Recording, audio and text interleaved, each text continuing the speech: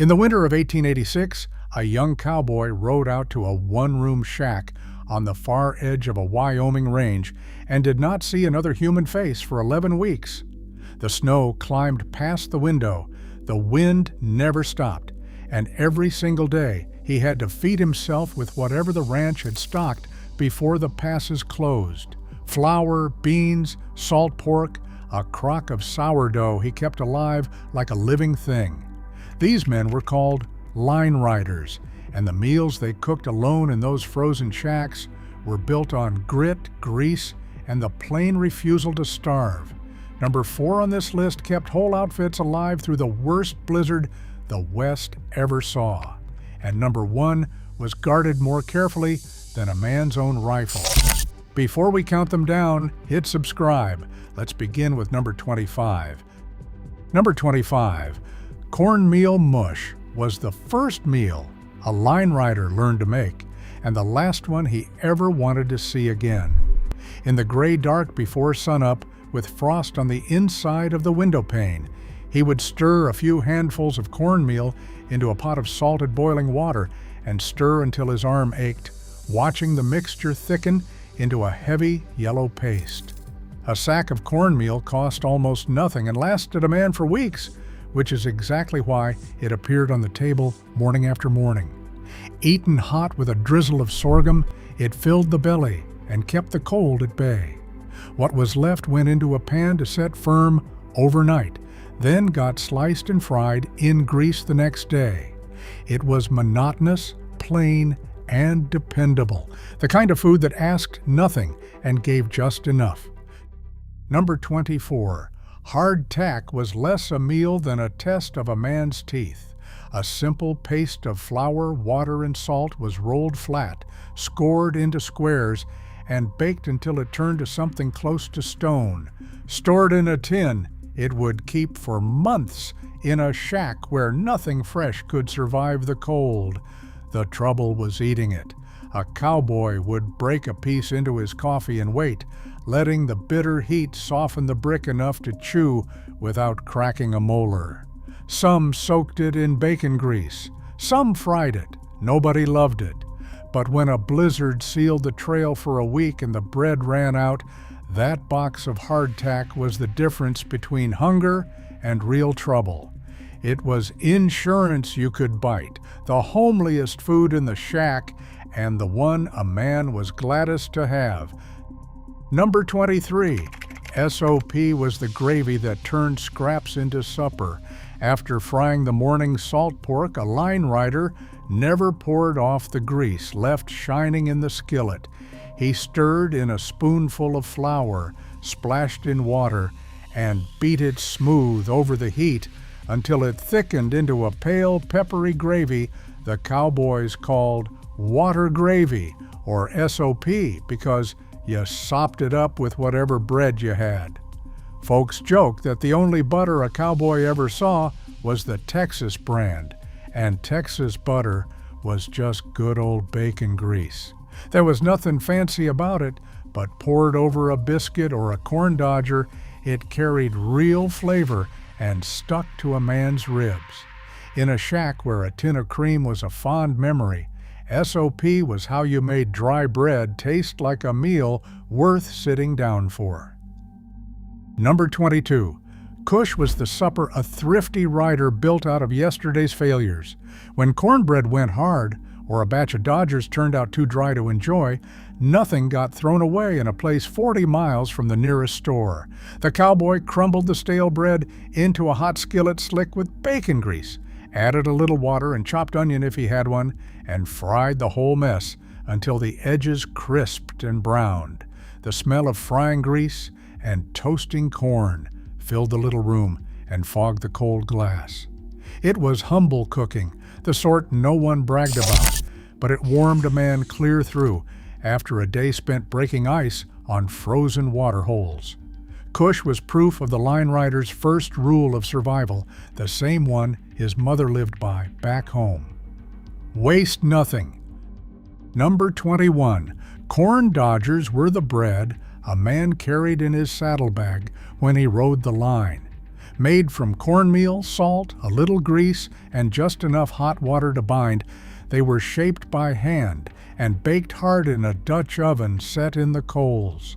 Cool and dense, they survived being jostled in a pocket all day across miles of snow-crusted range without crumbling to nothing.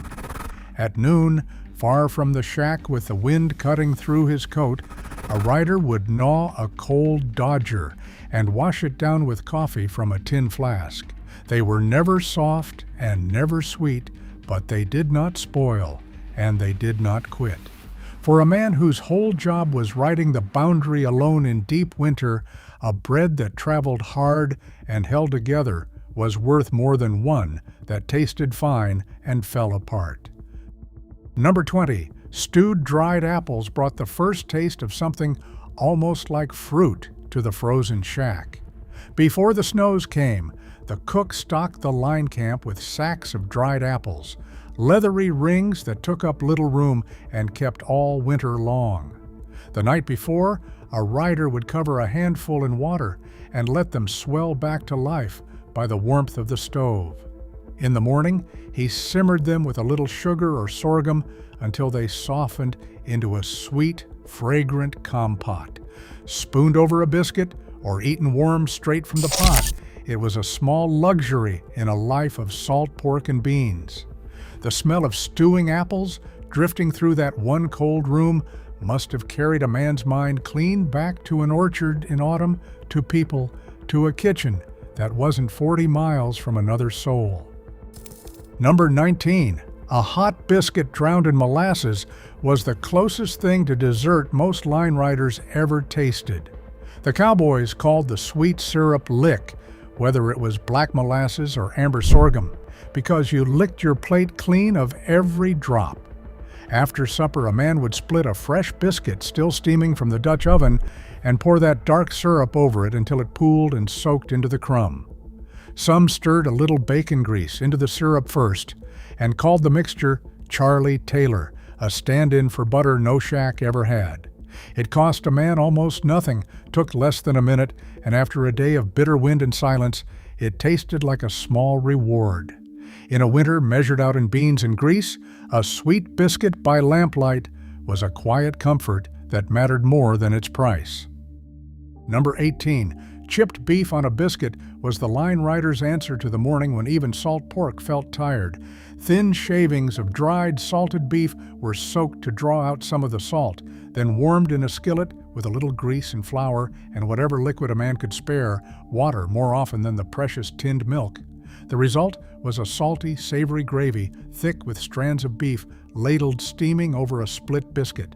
It used up the dried beef that hung in the shack and turned it into something hot and filling for the cost of a few minutes. On a black winter morning with a long ride along the fence line ahead, a plateful of chipped beef and biscuit sat heavy and warm in a man's gut, the kind of breakfast that carried him through till dark. Number 17, pemmican was the survival ration a careful cowboy kept for the worst the winter could throw at him. Borrowed straight from the Plains tribes who perfected it, it was dried meat pounded fine, mixed with rendered fat, and sometimes a few dried berries, then packed tight to keep for months without spoiling. It was dense, greasy, and astonishingly nourishing, a small lump holding the strength of a far larger meal. A rider stranded by a sudden blizzard, unable to reach the shack or the woodpile, could live on pemmican alone for days. It was never a food a man chose for pleasure. It was the food that kept him breathing when pleasure was the furthest thing from his mind. Tucked in a saddlebag, against the day, everything went wrong. Pemmican was the quiet promise that a man riding the line alone meant to come back. Number 16, jerky was autumn's labor saved against the hunger of deep winter. Before the cold locked everything down, strips of lean beef or wild game were rubbed with salt and hung to dry slowly in the wind and weak sun until the moisture left them and they turned dark and tough. Cured this way, the meat would keep through the longest, coldest months in a shack with no ice and no smokehouse. A line rider chewed it on the trail when there was no time to cook, and dropped it into a pot of water with beans or cornmeal to make a quick, meaty stew on nights too brutal to attempt anything more. It was the original convenience food of the open range, lightweight, lasting, and rich, with the flavor of a season already gone. Every strip was a small store of summer held back against the dark. Number 15, rabbit stew, was the gift the country itself sometimes handed a lonely man. A cottontail caught in a snare or dropped with a single shot was a welcome break from the endless sameness of salt pork. The rider would joint the rabbit, brown the pieces in grease, then simmer them slow in a covered pot with water, an onion if he had one, and whatever the shack could offer until the meat fell tender from the bone. The smell of fresh meat cooking in that cold room was a feast for the spirit as much as the body. It stretched easily into 2 days of eating, and on the second day the rich broth was somehow better than the first. For a cowboy who hadn't tasted anything fresh in weeks, a pot of rabbit stew bubbling on the stove felt like the range looking out for one of its own. Number 14, sage hen and prairie chicken put wildfowl on a table that rarely saw anything with feathers. When a line rider flushed a covey from the snow-bent brush and managed a clean shot, supper changed for the better. The dark, gamey meat of the sage hen carried a sharp tang of the wild sage it fed on, strong enough that some men parboiled it first to gentle the flavor before frying or stewing, plucked, cleaned, and browned in a skillet, then finished slow with a little water and grease. It gave a man a real plate of meat for the cost of a cartridge. It was a fine break from cured pork and dried beef, a reminder that even in the dead of winter, the land still held something worth hunting. A bird in the pot meant a good night in a string of hard ones. Number 13, canned tomatoes, the airtights, were the most unexpected treasure in the whole shack. Tinned tomatoes traveled well, kept indefinitely, and held a bright, acidic life that nothing else in a winter larder could match. A line rider would punch open the lid with his knife and eat them cold, straight from the can, the tart juice cutting through the heavy grease of everything he'd eaten for weeks. Cowboys swore canned tomatoes could quench a thirst better than plain water and settle a stomach gone sour on salt and fat. Stirred into a pot of beans or stew, they brightened the whole dish and turned plain into good. In a diet built almost entirely from brown and beige, that splash of red was more than flavor. It was vitamins, it was relief, and it was a small jolt of pleasure a man could open with the flick of a blade. Number 12, a tin of peaches was the line rider's idea of a celebration. Canned peaches were dear, a real expense, and a thoughtful cook tucked only a few precious tins into the winter supplies. A man learned to save them, holding back against a hard day, a birthday he marked alone, or a Christmas spent with no company but his horse and the wind. When the moment finally came, he would open the tin slow and savor each sweet golden slice, then tip the can back and drink the heavy syrup to the last drop. After weeks of salt, grease, and beans, that cold, fragrant sweetness was almost overwhelming. Grown men remembered single tins of peaches eaten alone in a snowbound shack for the rest of their lives. It cost a few cents, but in the depth of a frozen winter, it bought a moment that felt like luxury itself. Number 11. Red-eye gravy turned a slab of salty meat and a cup of coffee into something a man looked forward to. After frying ham or salt pork until the bottom of the skillet was crusted brown, the rider poured in a splash of his black coffee and scraped up all those rich, dark drippings, letting it bubble into a thin, sharp, reddish gravy. There was no flour, no milk, nothing wasted, just meat, grease, and coffee doing the work together.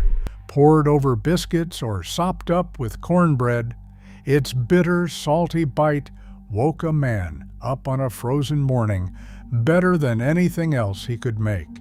Some said the name came from the red tint. Some said from how it stared back at you from the plate. Either way, it was clever cooking, born of having little, the kind of trick a man kept for the rest of his cooking life. Number 10. Spotted pup was the rare sweet a line rider could make from the dry goods on his shelf. Rice and raisins were both staples that kept forever. Boiled together with sugar and water, with a splash of tinned milk if any could be spared, they turned into a soft, sweet pudding, speckled dark with fruit. Those spots gave the dish its odd and tender name. Some men sweetened it further with sorghum and dusted it with cinnamon if they were lucky enough to have it. Warm and filling, it was a comfort food in the truest sense, a small kindness a man could fix for himself on a long, dark evening. After a week of salt and grease, a bowl of spotted pup, steaming by the lamp, tasted like something from home. And in a shack where home was only a memory, that counted for a great deal. Number 9. Flapjacks, the big ones the cowboys called saddle blankets, were the breakfast that made a cold morning bearable. A line rider who kept a healthy sourdough crock could pour out batter from it and fry up a stack of pancakes broad as a dinner plate, golden at the edges and tangy from the living starter. He flipped them on a greased griddle over the wood stove, the smell of frying batter filling the room while the wind moaned outside. Eaten hot with sorghum or molasses, poured generously over the top, a stack of saddle blankets gave a man the fuel he needed before hours of riding fence in the snow. They were quick, cheap, and deeply satisfying, the reliable workhorse of the breakfast table. For a cowboy alone in the cold, that first warm sweet bite by lamplight was as close to a good morning as winter allowed. Number 8. Fried salt pork, the sow belly, was the meat that anchored the entire winter. Cured in salt so it would keep without ice, it hung in every line shack as the dependable protein when fresh meat was a luxury, and beef belonged to the boss, not the rider. A man sliced it thin, soaked some of the salt away if he had the time, and fried it crisp in its own rendering fat. That meat fed him, and the grease left behind in the skillet became gravy, fried as bread, and cooked nearly everything else he ate. Salty, fatty, and rich in the calories, a freezing body burned fast, sow belly was the quiet engine of survival in the cold. No one called it fine eating, but day in and day out through the long, dark months, a few slices of fried salt pork were what kept a lone cowboy on his feet and on his horse. Number 7, vinegar pie, was the dessert a man conjured from a shelf with no fruit on it at all. When the dried apples ran out and a rider still hungered for something sweet, he could fall back on a strange and clever recipe that needed only what every shack already held.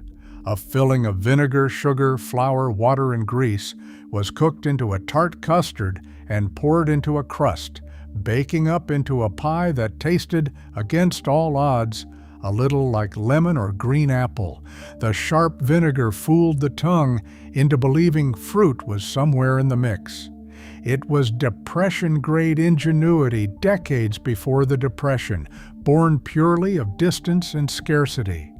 To pull a real pie out of the Dutch oven in the dead of winter with nothing but pantry staples to build it from was a small triumph a lonely man could be proud of.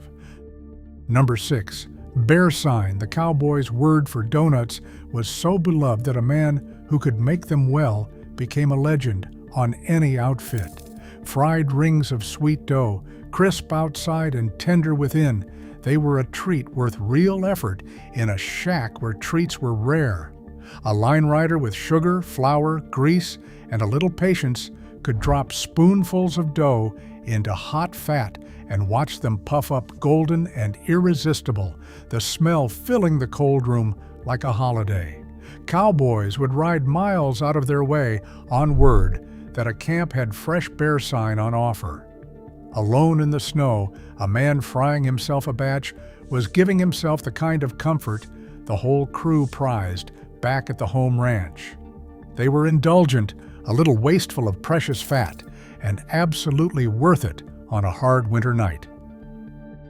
Number 5. Dried apple pie was the crown of the Line Shack sweets and the dish that came nearest to home. Those leathery rings of dried apple, soaked soft overnight and simmered with sugar and a whisper of cinnamon, became the filling for a true double-crust pie baked in a Dutch oven nestled in glowing coals. Getting the crust right with no oven gauge and only the feel of the heat took a skill a man earned over many tries and a few burned failures. But when it worked, when he lifted that lid to a golden, fragrant pie steaming in the firelight, it was a moment of pure triumph. The sweet, spiced apples carried a man straight back to a mother's kitchen and a table full of people. In the deep silence of a snowbound shack, a slice of warm apple pie was more than food. It was memory and it was hope. Number 4. Son of a gun stew was the dish that wasted nothing and fed everyone, and it earned its high place by keeping whole outfits alive through the killing winters. When an animal was butchered, the cowboy used what a finer kitchen might throw out: the heart, the liver, and other organ meats, simmering them low and slow for hours into a rich, hearty stew. It demanded the kind of long, patient cooking a line rider had plenty of time for in a shack where the days were short and the nights were endless. The result was deeply nourishing, packed with the iron and fat a freezing, working body craved. There are as many versions as there were cooks, each man swearing his own was best. Through the terrible winters of the open range, when fresh meat could not be spared, a pot of son-of-a-gun stew was thrift turned into survival itself. Number 3, beans, the humble frijoles the cowboys also called whistleberries, were the true cornerstone of every line shack on the range.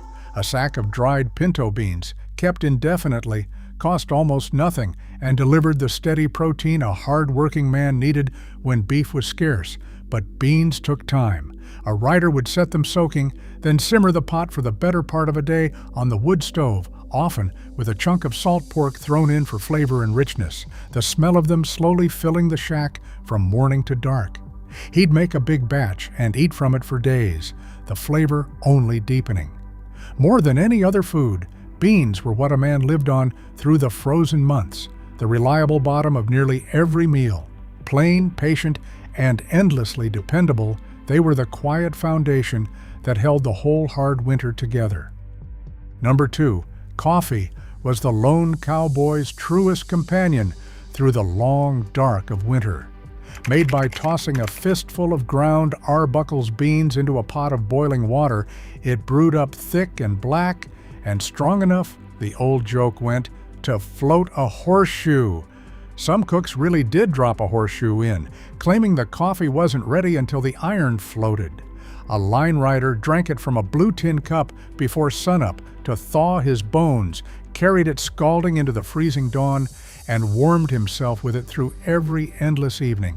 In a life with no conversation, no neighbors, and nothing but wind for company, that bitter, steaming cup was warmth, ritual, and comfort all at once. It marked the start of every hard day and the end of every lonely night. For a man riding the line alone, coffee was the small fire he carried inside him. Number 1, sourdough biscuits were the heart of the line shack, and the food a cowboy guarded above almost all else. At the center of it sat the starter, a crock of living, bubbling dough that a careful rider tended like a member of the family, feeding it flour and water and keeping it warm against the deadly cold. Some men were so afraid of losing it on a freezing night that they took the crock to bed with them, sleeping beside it to keep the yeast alive, because if the starter died, the bread, died with it. From that prized crock came biscuits baked golden in a Dutch oven, hot and tangy and tender, the daily bread that turned grease and beans and salt pork into real meals. They appeared at nearly every table, the one constant in a lonely man's day. A cowboy could lose his rifle and recover, lose his sourdough in the dead of winter, and he'd lost the soul of his kitchen. From the plain cornmeal mush that opened our list to the cherished sourdough biscuit at the very top, these 25-line shack meals tell the story of men who fed themselves through the loneliest, coldest months the West could throw at them. With little more than flour, beans, grease, and a living crock of dough, they turned scarcity into survival, and then into a kind of stubborn pride. Which of these would you have wanted bubbling on your stove through a frozen winter alone? Tell me in the comments, and I'll see you on the next one.